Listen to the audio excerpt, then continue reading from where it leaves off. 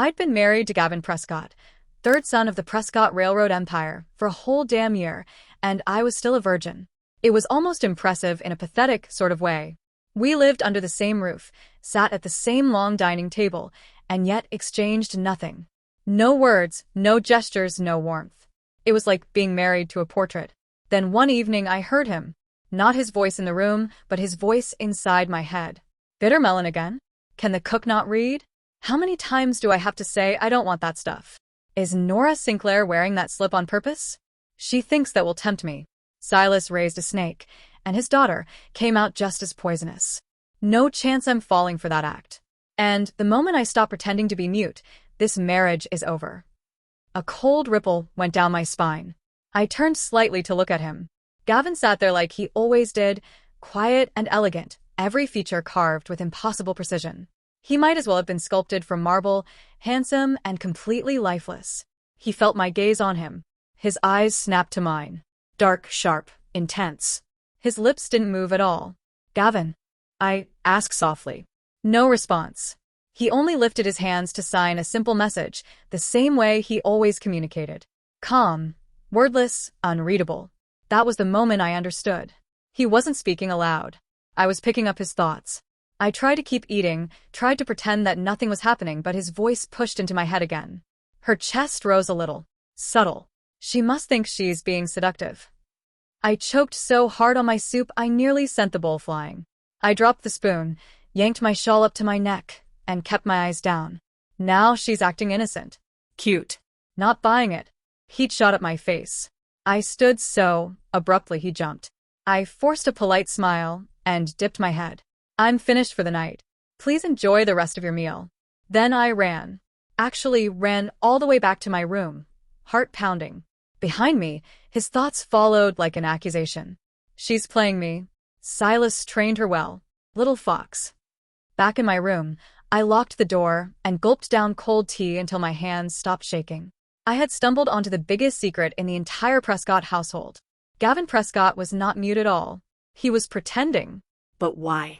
Before I could even begin to unravel that mess, my maid slipped in with a message. "Miss, the Chancellor says your mother has taken ill. He requests you come to the West Wing tomorrow." All right. I knew perfectly well my mother wasn't sick. Silas never summoned me unless he wanted to pull the strings. I came into this world as a mistake. Silas Sinclair, Chancellor and master manipulator, assaulted one of the house servants during a drunken night. My mother, Grace Doyle, tried to hide the pregnancy, but could not. When I was born, we were pushed into a neglected corner of the estate. The staff was allowed to treat us however they pleased. Grace endured everything simply to keep me alive. By the time I turned 16, she was coughing blood every morning. One day she collapsed, and I rushed into the main hall, dropped to my knees, and begged Silas for a doctor. He studied me like a piece of livestock, then said, "Would you marry Gavin Prescott in your sister's place?" The Prescott family towered over the East Coast. Henry Prescott, the patriarch, had 2 sons. Gavin had once been the favored heir, brilliant and cold as steel, until an unexplained illness took his voice and left him withdrawn. People whispered that he had lost his mind. Silas refused to sacrifice his beloved daughter Natalie to a man rumored to be broken. So he offered me instead. Natalie went on to marry Lucas Prescott, the younger son, ambitious and hungry for power. "Marry Gavin," Silas said, leaning close, "and your mother will want for nothing. Doctors, medicine, comfort. She will be treated like royalty. Do we understand each other?" I understood perfectly. Saying no would destroy us. Now, as I walked through the ornate corridors of the Sinclair estate, I wondered if I should tell him what I discovered. Should I warn him that Gavin had been pretending this entire time? I was so lost in my thoughts that I didn't realize I had wandered back toward Gavin's wing of the house until I saw him sitting there, holding a cup of tea. His eyes followed me, assessing, curious. His expression asked where I was going. His mind was far less polite. "She smells incredible. She must be doing that on purpose. And her mouth, God, that mouth. She is dressed like a temptress today. She knows the effect she has. And now she's staring? Yeah, I get it, I look good, but control yourself. Slut." My stomach turned. I kept my voice steady. "I need to go back to the Sinclair estate this afternoon." "She's going somewhere?" "Absolutely not. I'm going with her." He grabbed a quill and scribbled quickly on a piece of paper. I will accompany you. I hesitated but couldn't find any argument that wouldn't sound suspicious. All right. Silas's composure faltered when he saw us arrive together. Only for a heartbeat. Then the smile returned, smooth and cold. Your mother's been anxious to see you. You should go to her. My mother's rooms had been upgraded since my marriage.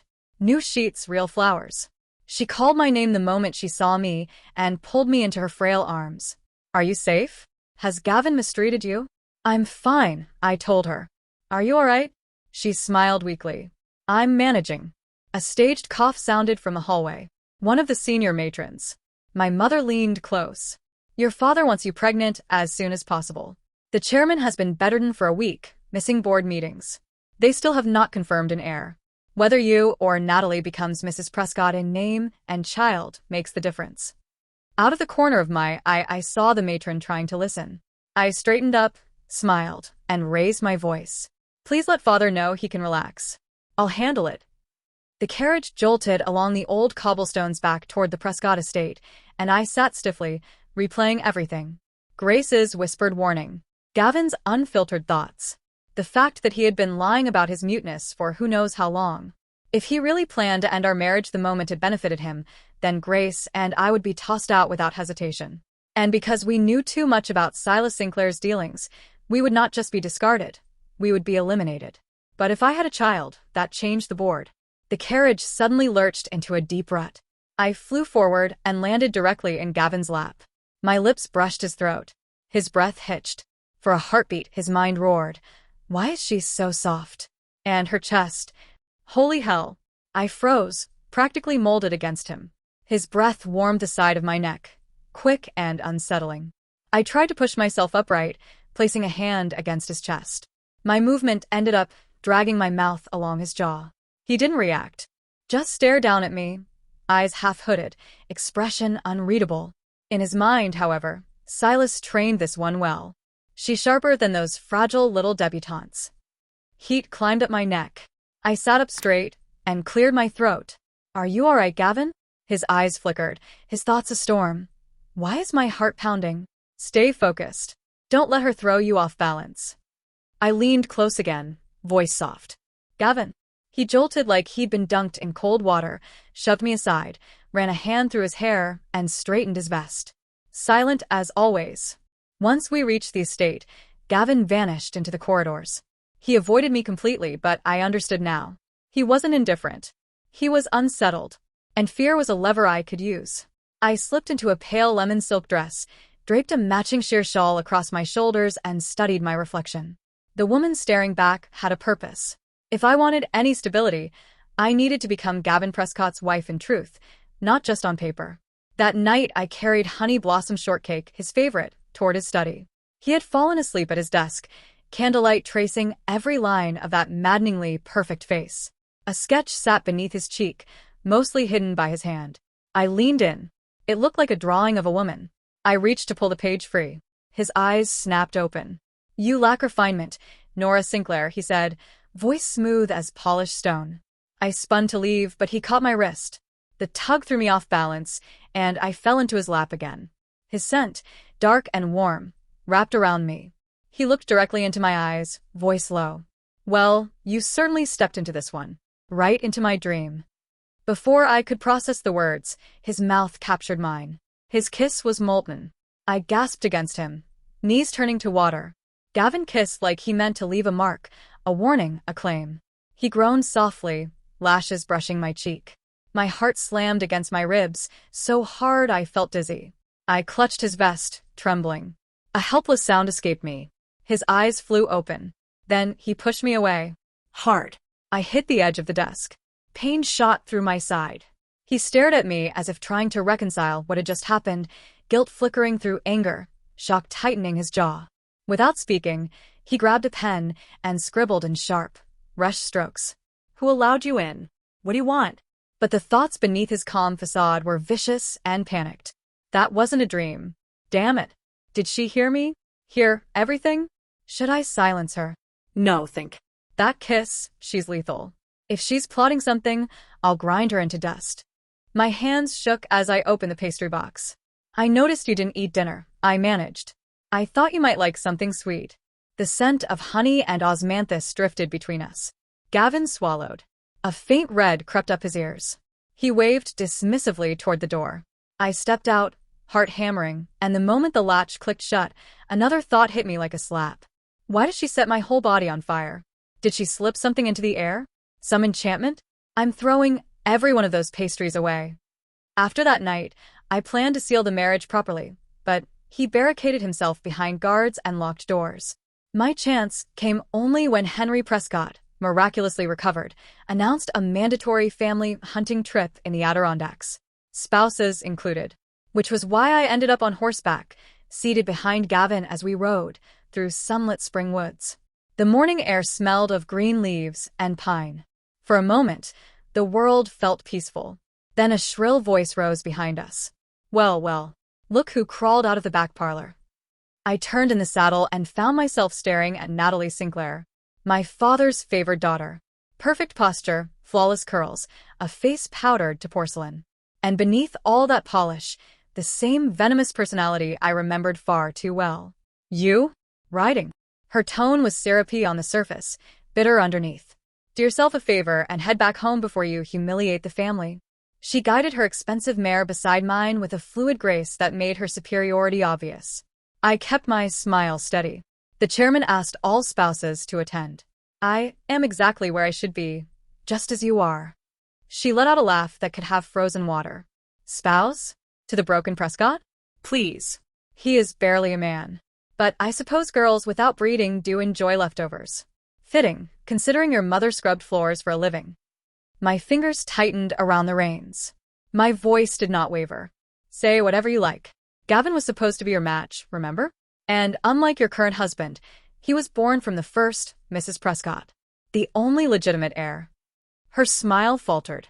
You little brat, she hissed. Who gave you permission to talk back? Keep this up, and I will tell Mother to stop sending your sickly woman her medicine. My stomach twisted. Then she said it. Annie. The name I carried before I was allowed a proper identity. Grace could not read, so the maids named me like they would name a stray animal, yelling Annie this or Annie that. Only when I married into the Prescott family did I become Nora. Natalie knew exactly what she was stabbing. Her gaze glittered. She yanked the jeweled pin from her hat and drove it sharply into the flank of my horse. Let us see if your quiet prince can save you now. The horse shrieked and bolted. The wind tore at my cloak as the horse charged wildly through the trees. I yanked at the reins until my palms burned, shouting, pleading, but the animal gave no sign of slowing. The cliff edge came into view. I prepared to jump. Then I heard pounding hooves. Gavin appeared beside me, leaning dangerously close. He grabbed my reins with one hand and stretched the other toward me. Nora, take my hand. Right now. He spoke. Out loud. Shock could wait. I caught his hand, and he hauled me off my panic horse. I landed against him on his. A heartbeat later, the clouds split. Lightning ripped across the sky, and thunder slammed down. His horse reared in terror. We fell. We tumbled down a slick slope, sliding through mud and crashing into branches.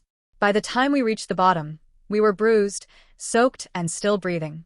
We found shelter in a rocky cave.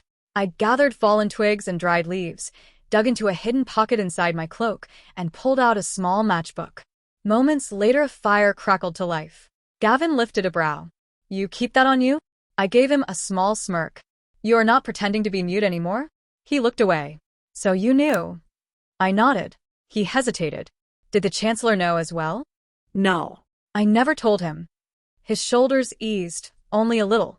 He looked almost uncertain, almost human. Silas married you to me for information, did he not? And he is holding your mother hostage through her health. Why not expose him to me? Why keep quiet? My breath caught. You know about Grace? He did not speak. His eyes stayed locked on the fire. I heard you, and Natalie. She called you Annie.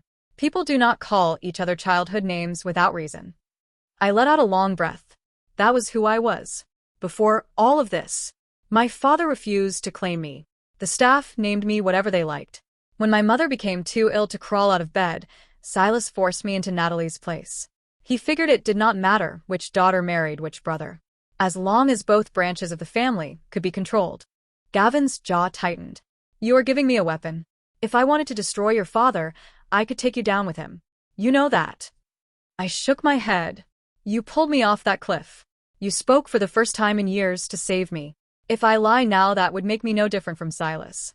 Annie could never live with that. Something in his stare softened. Annie, he repeated quietly. So that is who you really are. He said it like the name carried weight now, like he had claimed a piece of it for himself. The fire crackled between us, casting dancing shadows across the cave walls. Gavin's admission hung in the air like smoke. He knew everything. About Grace, about Silas, about the strings binding me to this gilded cage. Why did you pretend? I asked softly. For how long? He stirred the fire with a stick, sending sparks spiraling upward. 6 months after the illness. I realized that the moment I could speak, I became a threat to my father's plans. Henry was positioning Lucas for control of the company. As long as I was broken, silent, pitiful, I was irrelevant. Safe. But you aren't broken. No. I was simply patient. He finally looked at me. And then you arrived at the house. This girl who looked like she might shatter if anyone spoke too loudly. Except you didn't. You learned our routines. You watched. You listened. You reminded me what it felt like to be seen. Heat bloomed in my chest. Gavin. That day in the carriage, when you fell into my lap, his voice dropped lower. That was the moment I began to lose my mind. A woman who smelled like honey and rebellion, who could match my father's schemes move for move, and I was supposed to keep pretending she didn't exist. I leaned forward. What changed? Tonight at the cliff. I realized I would rather die than watch you fall. He set down the stick. And I realized that keeping secrets from you wasn't protection. It was another form of the lie I've been living. Outside, the storm raged on, but inside our small shelter, the world had shifted. My father will demand answers when we return, Gavin continued. About why I spoke. About why I risked myself for you instead of letting you fall and dissolving the marriage. What will you tell him? A ghost of a smile crossed his face. The truth, I think. That I've decided I want a wife. That I'm done playing the broken heir. And that if he has a problem with it, he can answer to me. The implications bloomed between us. The power he was claiming, the choice he was making, the line he was drawing in the sand. Your father will move against you, I warned. Through Natalie, through Lucas. They'll say you're unstable, that the illness affected your mind. They'll work with Silas too. I know. He reached across the fire and took my hand. Which is why you need to tell me everything. Every scheme your father has orchestrated. Every weakness in the Prescott Company's structure. Every card he's holding. I pulled my hand back. If I do that, I'm betraying my own blood. Your blood has betrayed you since the moment you were born, he said quietly. Grace is your blood. And she would tell you the same thing I'm about to say. Silas Sinclair deserves to hang for what he's done to her. To you. To the dozens of people he's destroyed. The truth of it struck like a bell. That night, huddled in the cave, while the storm battered the world outside, I told Gavin everything. We returned to the Prescott estate, looking like we'd been thrown from the gods themselves.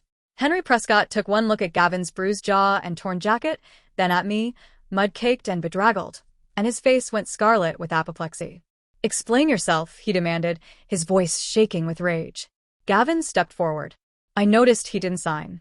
He simply opened his mouth and spoke with the clarity of someone who had been preparing this moment for years. The storm was treacherous. My horse fell. Nora kept us both alive in the cave. There is nothing more to explain. The household staff froze. Servants dropped trays. A maid gasped audibly. Henry's eye twitched. You spoke. I did. Why now? After all these years of... I am no longer interested in hiding, Gavin said simply. Effective immediately, I am assuming my rightful position as first son. I will be meeting with the board of directors tomorrow. I trust you'll have the company ledgers prepared. He turned and walked out, leaving Henry standing in the grand foyer like a man who'd been struck by lightning. By evening, the household was in chaos. Natalie had immediately sent a message to Silas. Lucas was closeted in Henry's study, no doubt plotting some countermove. And Henry himself had taken to his bed, claiming the shock had triggered heart palpitations. I found Gavin in the library, surrounded by ledgers and documents, a cup of cold tea at his elbow. Your father is panicking, I said. Which means he'll be reckless. Gavin looked up. He's already sent 3 separate inquiries about your mother's medical care. testing to see if I'll use her as leverage against you. Will you? No. He set down his pen. But he will. He's decided you're the weak point. If he can convince you that exposing Silas means abandoning Grace, he thinks you'll break. I sat across from him. My mother is strong. Stronger than he could ever be. And she would burn everything down rather than have me sacrifice myself for her comfort. Gavin nodded slowly. Then we moved forward. But there's something you should know. I've sent discreet inquiries to the man who handles the company's finances. Your father has been embezzling for years. Not small amounts.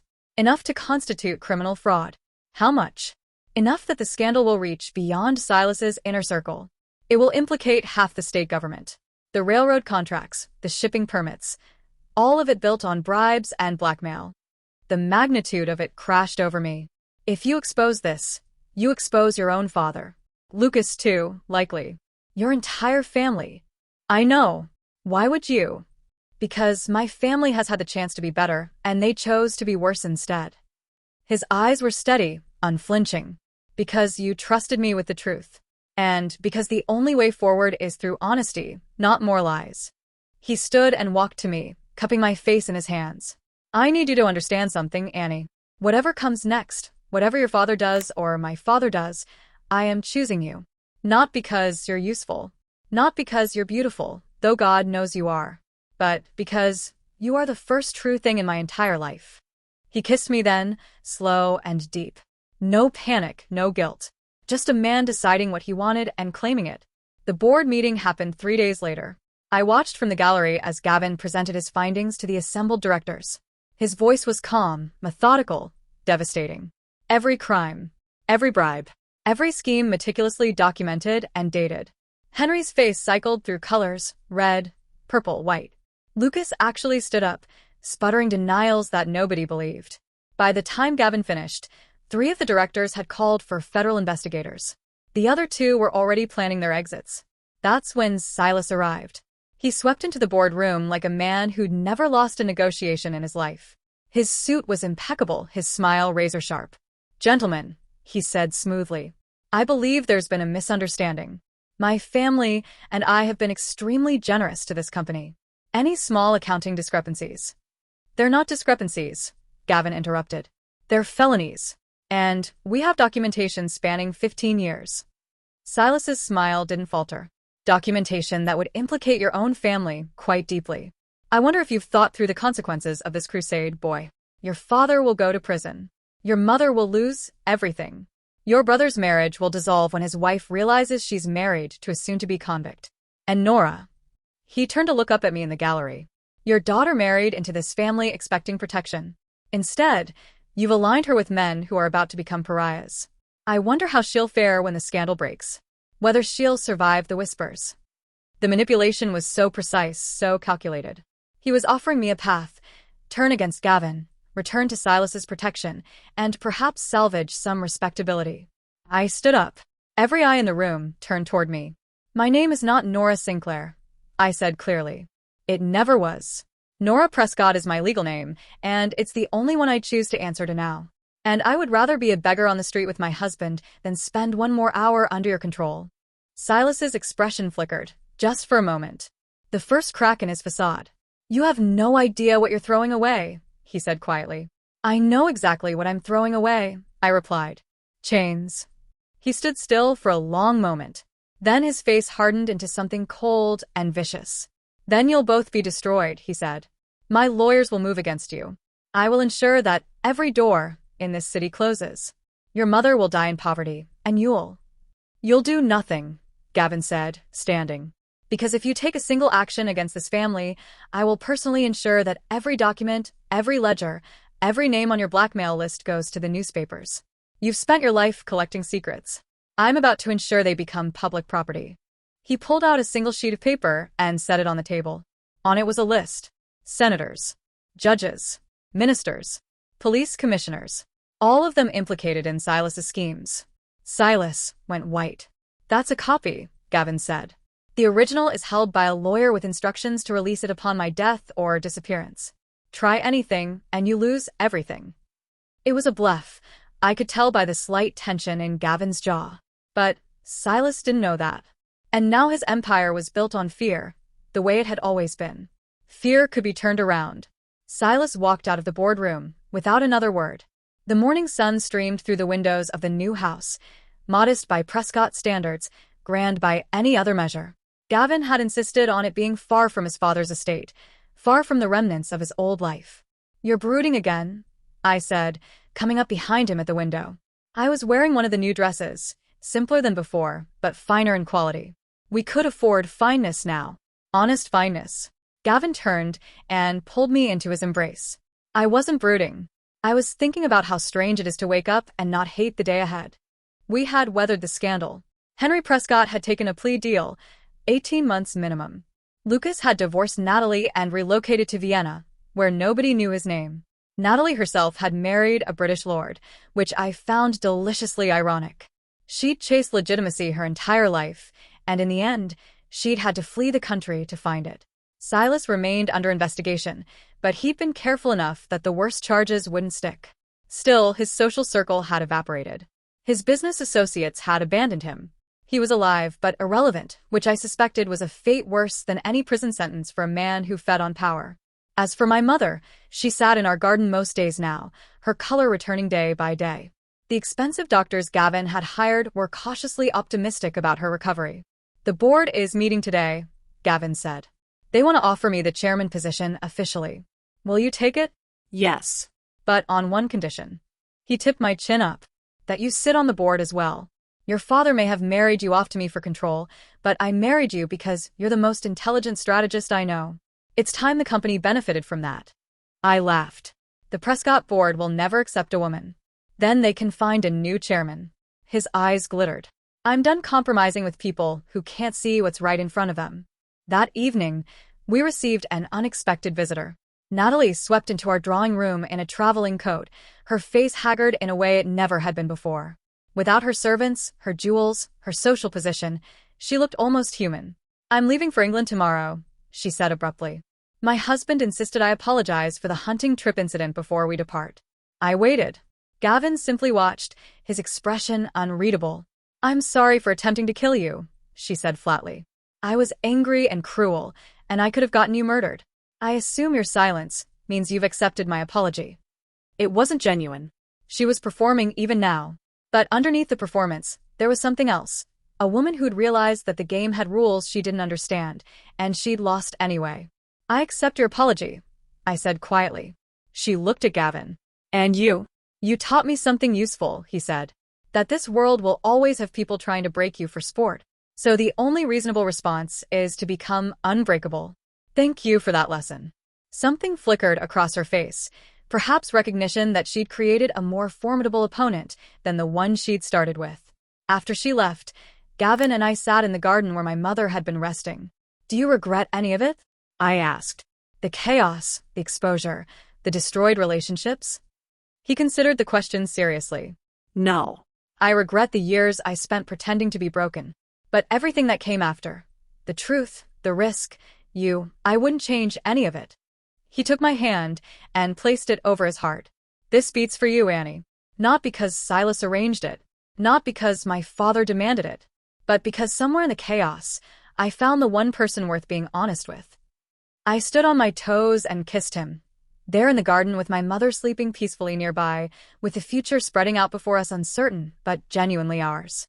"Well then," I whispered against his lips. "Let's make sure we build something worth keeping." And for the first time in my life, I felt like Annie again. Not the servant's daughter, not the sacrificial bride, not the pawn in someone else's game. Just a woman who'd burned down the world that held her captive and found something real in the ashes.